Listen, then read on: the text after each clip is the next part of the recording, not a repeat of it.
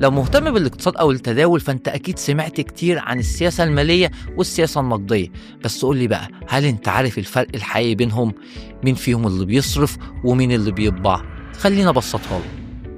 السياسة المالية دي مسؤولية الحكومة، يعني البرلمان، وزارة المالية، والرئيس أو رئيس الوزراء، وهي اللي بتتحكم في الضرائب والإنفاق الحكومي والدعم والعجز أو الفائض في الموازنة. يعني لو الحكومة قررت تزود الإنفاق على البنية التحتية أو تقلل الضرائب، ده اسمه تحفيز مالي. أما بقى السياسة النقدية فدي بقى في إيد البنك المركزي زي الفيدرالي الأمريكي، ودوره إنه يسيطر على أسعار الفايدة، حجم المعروض النقدي، التضخم، برامج زي التيسير أو التجديد الكمي.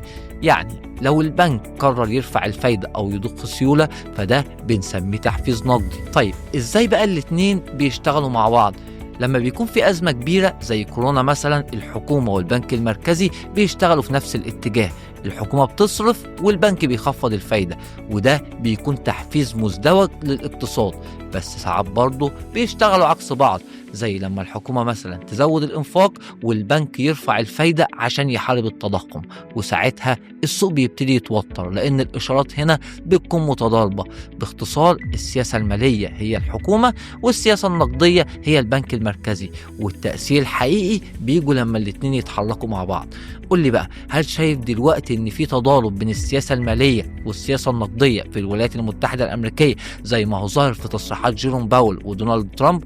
وتفتكر ده هيودينا لحد فين؟